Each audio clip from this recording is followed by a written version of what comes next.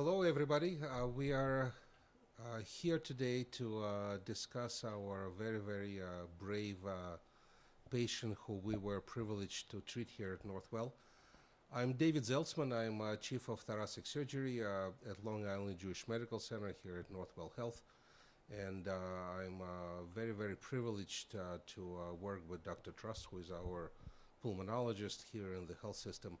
And we really want to spread the word about what the, not just the COVID infection and how it affects the people is, but also to talk about potential complications not necessarily known to the general public. I think that everybody heard about complications COVID causes when it's related to the lungs, when it's related to the heart, to the kidneys, to the blood clots. It's been all over the news, in the media, and that is very clear. But what I think is very important to know that it's not the only all those organs and systems are affected, but also, for example, a trachea. And the trachea is a very delicate structure which allows us to breathe the air in and deliver it to the lungs so we can have the gas exchange and then exhale the CO2 back to the atmosphere. And this is a message we really want to get across from this meeting. And at this point, I'll be delighted to introduce Dr. Arthur Trust, who is our pulmonologist, and he will say a few words. Good morning. I'm Dr. Arthur Trust. I'm a pulmonary physician as part of the Northwell Health Physician Partners. I've been Shrelle White's pulmonary physician now for many years. So in very late March to early April, she did contract the COVID-19 virus. She subsequently was hospitalized, and about a week into her course, as we often hear about, which is a significantly delicate time, she developed COVID pneumonia, COVID respiratory failure, with significant lung injury, and she required intubation. So she was put on a ventilator. She had other complications, as Dr. Zeltzman alluded to. She had kidney problems. She required several days of dialysis. She had blood transfusions for low blood counts, and ultimately was on the ventilator for about 2 weeks, and she was off in between for a few days. She recovered, thank gosh for the excellent care that was delivered, and subsequently went to rehab. We finally got to see her in the office setting, and in addition to the severe chronic lung disease that she has, we felt that there was more going on, and it gets complicated because we see so much of the lung injury from COVID, and people often are short of breath. So she was short of breath, but in addition, she could not project her voice at all, was very hoarse, laryngitis, felt tightness, and on her examination, and then even on some pulmonary physiology studies, or PFTs, she had some changes, which basically told me that she had one of three issues, either a vocal cord trauma, disease to the trachea, either called tracheal stenosis, or even something called tracheomalacia. And these all are complications, as Dr. Zeltzman alluded, different from being on the respirator and the ventilator. In addition, she had something called prone positioning. So they put you on your stomach, and that's to improve oxygenation and gas exchange in the lung. And by putting somebody in that position, there's more maneuvering. It's more difficult to assess the patient because they're on their stomach with their faces down. And I think that with that, that's probably contributed to some of the tracheal disease that I was concerned about. In addition, as an offshoot, she even had shoulder issues because of the positioning from being in that prone position on her stomach. So when we evaluated, we sent her for imaging studies to confirm the diagnosis that I was sure she had, and it confirmed that she had tracheal stenosis. That's not something treated with medications. And we did inform her. We had some discussions. She was very nervous that I told her she was going to need surgical treatment for it, or at least endoscopy-wise with a bronchoscopy to relieve that obstruction, which could be very dangerous. And I referred her to my colleague, who I work with very often, excellent Dr. David Zeltzman, who proceeded to do excellent work with Shrelle, and she's making wonderful progress over time. And I turn this back to Dr. Zeltzman. I think he's going to show some of the details of his work. Well, now that you heard the glimpse into the dire situation which Ms. White had to go through, when we first met in the office, I remember this like it was yesterday, and as a matter of fact, we were just talking about this. I meet this very, very nice person who can barely breathe, can barely talk, and literally scared to death. And I tried to explain what my beliefs were, what I thought was, and Shirley really, I'm not sure she heard what I was saying because of the fear which was in her mind that that was the end of the road. And it took us several conversations, as a matter of fact, to overcome this fear. I tried to schedule the surgery right away, but you needed a little break. And that was very understandable. If somebody told me that by the end of the surgery we will sew your chin to your chest wall, I would be a little concerned as well. But nevertheless, it worked out. And I just wanted to show you exactly what we were dealing with, because it's extremely interesting. So my thoughts were, as always, receiving patients from Dr. Trust, who is and I'm very serious. You are so lucky to have him as your pulmonologist. It's totally insane. So what I noticed was when we did the bronchoscopy, Shirley was breathing through the straw practically. And as you can see it on this slide, and this is before the surgery, it's not much airflow which can go into your lungs. And that's part of the problem. The second part of the problem, you can't exhale as much. And under such circumstances, what we as surgeons need to make sure is happening is that we technically can remove that segment of the trachea, which is diseased segment of the trachea, and then being able to put the ends together. If you think of this as a pipe, and you're taking a segment out of the pipe, we don't have anything at this point to put instead of this resected segment. So we have to be able to pull the ends together and sew them so there's no extra tension, so everything can heal. Once it heals, then we need to make sure that nothing else is going on. And this is when it's crucial to have this examination performed before the resection. On this slide, which is from a textbook by Hermes Grillo, who is considered to be guru in tracheal surgery and one of the most famous in this country, is showing you that this is how it looks by the artist drawing. And this narrow segment, which is a bottleneck, and that's exactly what needs to be resected. What matters is how long this segment needs to be. When we do the surgery, it's done through the neck approach, and we identify that bottleneck, and we physically remove it. When we physically remove it, we have to have patient breathing during the operation, and this is what is depicted by this tube going in the distal end of the trachea. And by the end of the operation, what we want to make sure is that these things come together. And this is where the anastomosis starts to work. And can you advance the slide, please? And there is no tension. That's crucial, because if we sew things together and they're pulling apart, it means that it will not heal as well. And this is how we place the sutures. And on the next slide, you will see how it all comes together. And this is the final results. And this is exactly or similar to what we had. And if you look at the picture which was done after the operation, you can tell the difference between the very first slide and this slide. This is a wide open airway which you can breathe through. This is done post-operatively as a surveillance bronchoscopy. In order to prevent the patients from hyperextending the neck, and this to put extra tension on the anastomosis, we literally, physically, we put a large suture between the chin and the chest wall.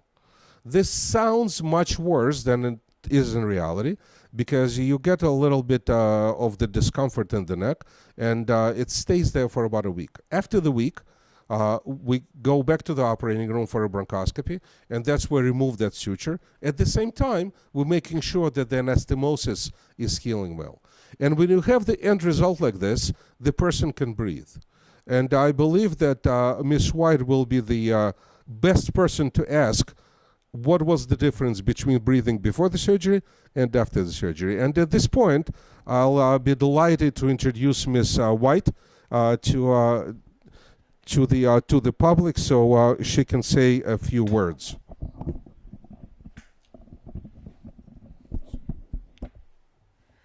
Hello, my name is Shrelle White. That's Shrile, and last name is White.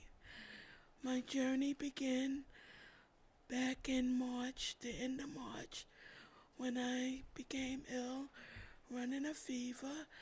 I called on to Dr. Trust to get advice. After realizing that my fever wasn't going away, I called him again and let him know I seemed like I was getting worse. He advised me to go to the emergency room. That's when I went to the emergency room, and I was admitted because I had COVID. I was diagnosed with COVID at the end of March. Upon me being admitted to the emergency room, I was sent out to another hospital.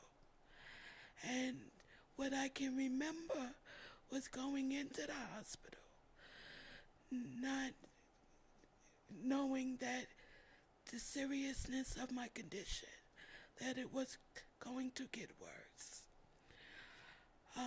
I remember being in the hospital emergency room where I was sent, everyone observing me.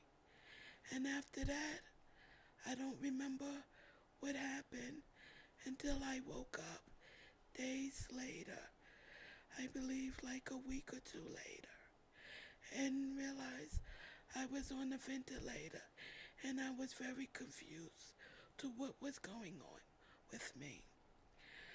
They explained to me everything that was going on, and I felt like I was getting a little stronger. I was moved out of ICU into a regular room. Then to wake up one day, I was back on the ventilator, not knowing what happened again, and was told that my oxygen levels had dropped again.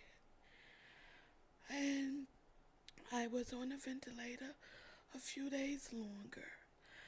And then they saw I was able to breathe on my own, and I was removed off the ventilator. And from there, I continued to get stronger and moved on after a month into rehab. And I did rehab for about 8 days. And then I was able to go home on oxygen, which I'm still on.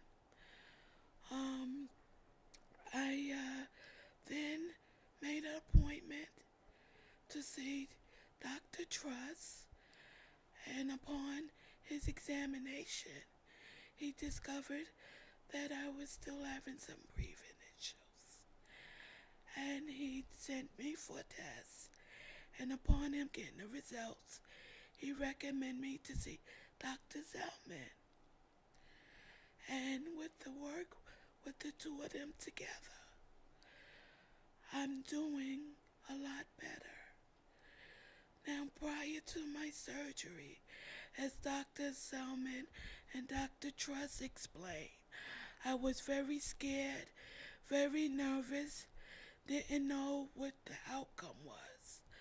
And I was very nervous when I was told about my chin being sewn to my neck, which scared me the most. But I knew it was something that needed to be done. Once I went to the hospital, I was admitted and prepared for surgery. I went in nervous. When I woke up after surgery, it wasn't as bad as I thought it was. then I discovered I was able to breathe 100% better than what I was before surgery. And I was so happy for that. With recovery wasn't as bad as I thought it was at all. And I was on my feet right after coming out of surgery. The same day, they got me up and on my feet and moving around. But without the help of Dr. Zellman and Dr. Truss, I don't think I'll be doing as well as I am today, far as my breathing. So, with that being said, I want to thank you both. And I want to thank my partner Maggie, who went through everything with me. And her being a nurse herself was a big help to me. And she also experienced COVID. So I'll let her tell what it was like for her as a nurse and as my partner. Thank you. And I thank Northwell and there are two physicians sitting here for all of the work that they've done and for bringing Shrelle to where she is today. It has certainly been a life-changing and life-altering experience for us and our entire family. And while Shrelle is up and about, I mean, she still needs, assistance and support with, putting her shirts on and off because the shoulders still are not as mobile as they once were or should be. But I gotta, give her a lot of credit. She's strong-willed, determined. She's out every morning taking a walk and, had it in her mind to beat this virus and beat the odds. And for that, I'm just, thankful to God and thankful for her determination and being so strong. And thankful for the two doctors at the other end who got her through this and, continue to do excellent work as well. As Shrelle had pointed out, I, in March, had COVID myself. My symptoms were not as serious as Shrelle's. Mine were more flu-like, where I had some vomiting, diarrhea, was running a fever. I have just recently learned through a visit with Dr. Trust is that, and some imaging that was done, is that I still, and I guess it's a result of the COVID, I still have some infiltrate in both of my lower lungs and my lobes that are creating some issues with me as far as shortness of breath and being able to do the steps and do the level of activity that I had previously done without finding myself needing to be to take a rest as well. I sometimes feel like using Shrelle's oxygen, but thankfully we're on a small pack now and we're not carrying around those large tubes, thanks to Dr. Truss facilitating that this past week. And you swear that it was a Christmas gift for Shrelle because she just has so much more freedom now and is able to be out and about, and you don't realize that the small little things in life that can be so important to one's survival and for one maintaining some normalcy in their activities, that occur every day. So she has been a trooper, and both of us, got through this together. It's been a journey. I'm not going to say that it hasn't had its ups and downs, but we've been with each other 20 years, and are committed to our relationship and committed to being there for each other and have been throughout this entire time. And again, I'm grateful to be given the opportunity for Shrelle, for myself to tell our story and I just want to encourage everyone, okay, that COVID is still alive and well out there, and it's still taking lives, and it's still having a tremendous impact on people's lives. And as I'm wearing this mask, and as the room here is wearing masks, we all need to make certain that we're using our protective face wear, and practice good hand washing and social distancing, okay? Because I'm seeing too many people on the media, on the news, with these large gatherings, and they don't know what the story is like. They haven't been there, okay? And they're sitting shoulder to shoulder at these rallies, at these concerts, and they're really making some very, very foolish mistakes in doing that. And I encourage everyone to social distance and to wear your face mask. Thank you. Okay. Yes, I just want to say one more thing, that it's very important that people wear your mask, especially when you're around other people, and wash your hands and social distance, because it may not seem serious to you, but it's very serious. If you have to go through what I went through, you'll take this COVID very serious. And thank you.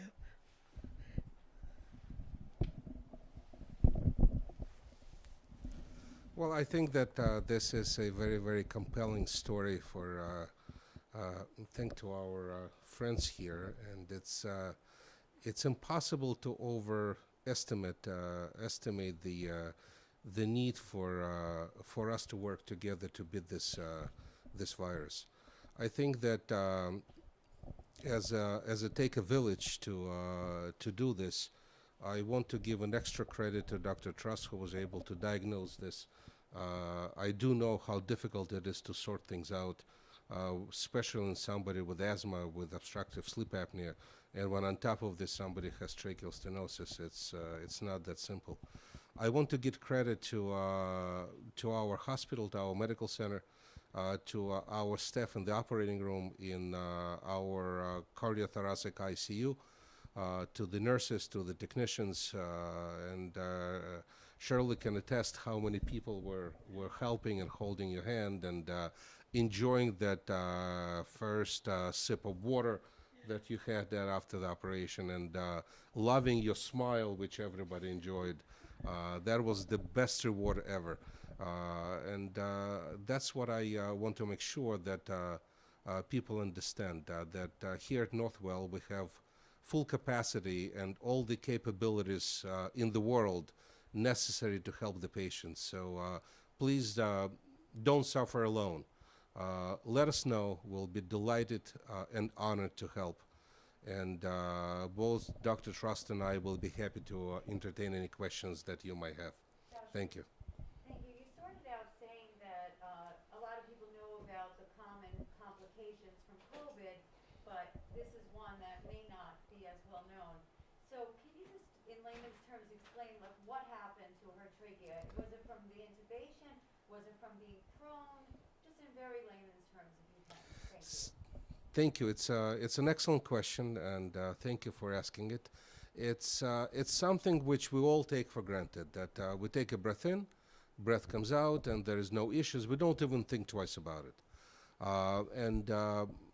It's something which trachea is an organ which allows for this air passage. In layman's term, we call it a windpipe. And that, honestly, it does what it's supposed to do.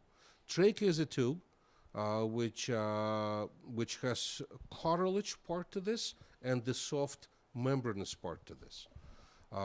This tube branches into two major arteries, so to speak, which brings the air to each lung separately, left and right. And then it branches further to get the air further into the lung tissue. What happens when somebody cannot breathe and requires a ventilator to support the breathing, we use breathing tubes for that.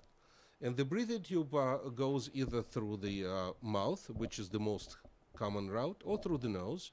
And it ends up in the middle of the trachea. And at the end of this endotracheal tube, there is a balloon. And this balloon is inflated, so there is an air seal. So whenever you take a breath in, it doesn't escape the lungs, it gets delivered to the lungs, and then by the same token, it escapes the lung. There are two areas which are known to contribute to the injury to the trachea. One is the balloon, and more or less we were able to solve this problem with engineering low pressure balloons, but still it's putting pressure on the inside of the trachea, and this could cause some ischemia. The second area where the problem could arise is when the endotracheal tube actually enters the trachea, and that's what becomes as an elbow. That's where an extra pressure also is. When somebody is intubated for short term, and short term means several days, normally it's not an issue. However, if somebody requires prolonged intubation, and even worse, requires prone positioning, all this becomes quite problematic, to say the least, and certainly could cause to the ischemia which forms within the trachea. Whenever there is ischemia, there is scarring. Whenever it's the scarring, it certainly could become a stenotic area, and that's exactly what I believe happened, because we had to address this ischemia-related stenosis in Ms. White's case. Shrelle, I wonder, sorry. The doctor just gave us a very medical, a lot of background on what happened, but can you talk to us about how, what he described, what the technical term is, how it was for you, how difficult it was to just simply breathe? When I was on a ventilator, the first time, I really don't know. But I know when I was on the ventilator, the second time, I was aware when I woke up that I was on. And it was very uncomfortable. It was very difficult trying to breathe. Once I came home, it still was very difficult for me to breathe and even talk. It was like a big struggle for me when it came to taking breaths and when it came to speaking. I still have difficulty speaking, but my body is still healing. So, with that being said, that's all I can really tell you what it was like. Just to add to that for Shrelle, just when she says she doesn't remember, part of what we do to our patients when they're on ventilators is we often will give them neuromuscular blocking agents. Basically, you paralyze them, and sedation, so that they're not fighting and they're letting this synchronizing with the machine, in addition with prone positioning, which is not done very often at all. In some centers do it more than others, but it's done only for very severe cases where on the ventilators you cannot oxygenate the patients with additional modalities that we use on ventilators, things called PEEP, for example. You're turning people over. So there's extra manipulation. Some programs will turn people over every 6 to 8 hours. Others leave them that way for 16 to 18 hours. So it's different in different critical care and ICU units. But that alone requires different manipulations with suctioning. They can make more secretions that way in the trachea when they're lying on their stomachs. All of those things can contribute to changing this little low pressure balloon that has to be blown up. And all those little movements, and Dr. Zeltman can correct me if I'm wrong, is that trachea is very sensitive. And that's why you can develop this. We do not see those complications, thank gosh, very often nowadays with the newest modalities and the critical care nursing. But I suspect that the changes in position can contribute, and again, suctioning. And the reason she doesn't remember is because she was sedated for her safety. So it's not a common complication that you see? It is not common. It's probably reported, you can correct me, about maybe less than 1%. I was going to say, how many of these surgeries have you done, or is this a rarity? Well, I would answer. We are very proud at Long Island Jewish and here at Northwell to be able to offer this to the patients. I probably do the most of tracheal resections and reconstructions here at LIJ, and it's probably a dozen dozen and a half a year. Related to COVID? Related to tracheal stenosis. Related to the COVID, unfortunately, patients who were intubated had extremely high mortality, and therefore we don't see it that often. But it's a well-known entity, the tracheal stenosis per se. We were very fortunate that we were able to catch this, diagnose it, and treat it with well-established surgical technique, which is not that frequently performed and requires extra expertise on the institutional level. It's not just the surgeon's level, it's the whole package you get. Could it have continued to get worse to become life-threatening? That is 100% true. As you saw on the first slide, you're breathing through straw. And when your secretions are frothy and they're thin, you can actually cough them up. But if the secretions become thicker, they can actually plug that straw practically, and then you can breathe. And that's the worst feeling to go through when you're conscious and you can't take a deep breath, or you can't exhale, which is even worse. And what's the road ahead for your patient? I'm sorry? The road ahead for your patient? Does she have to come back and see you frequently? Is she going to make a full recovery? I'll answer part of it. From a pulmonary perspective, she has a long road because in addition to having some chronic lung disease, she's still dealing with the ramifications of a COVID infection in her lungs and the resultant acute lung injury. This has made a tremendous, sitting here today, even with her voice still being low, this is a different woman from what she was post-discharge from rehab to post-surgery. So no, she has a months to go.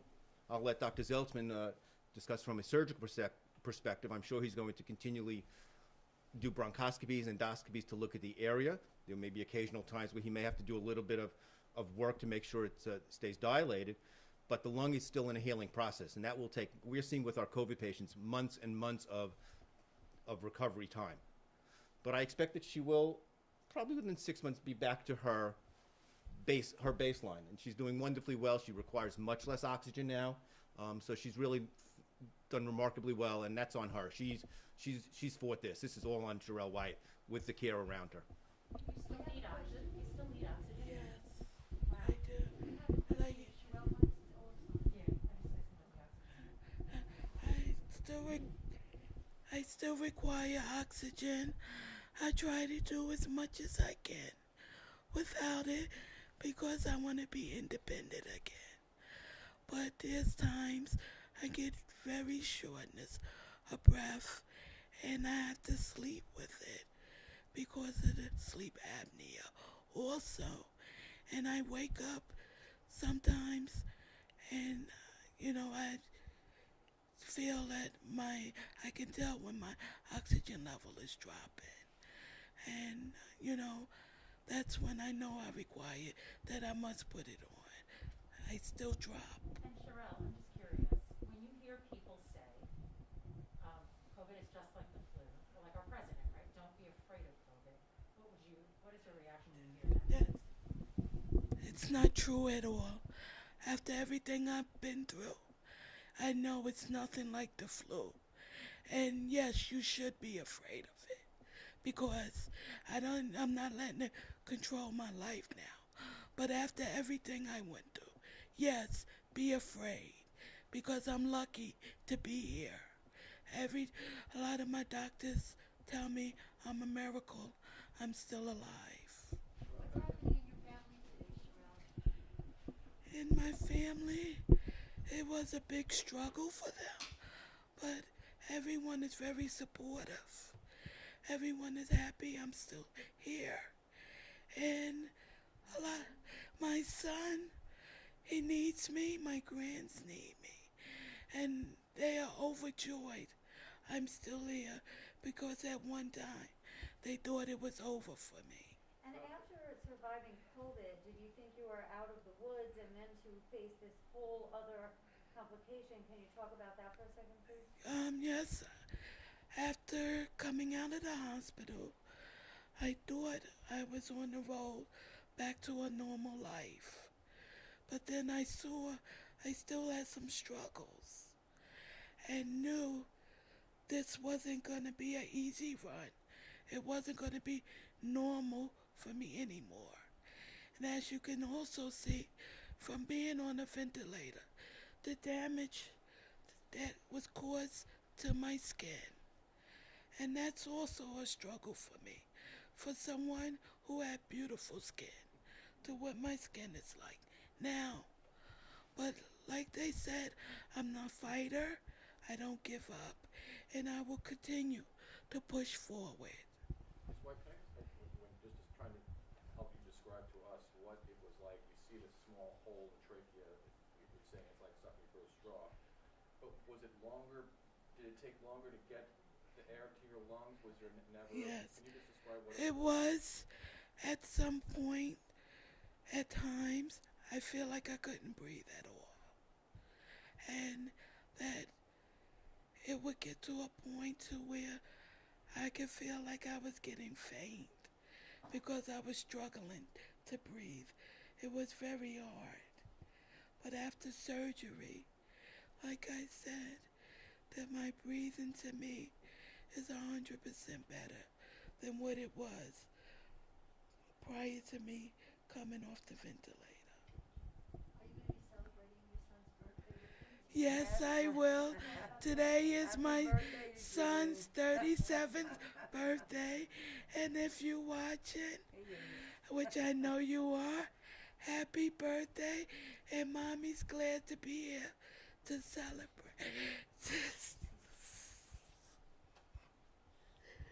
To celebrate with you, and just to celebrate life with my family and friends.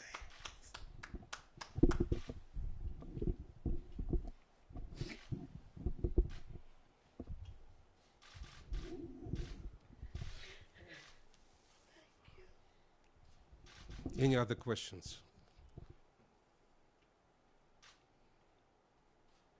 Well, thank you so much, everyone, for coming, for watching, and more to come. Thank you. Thank you, everyone. Thank you.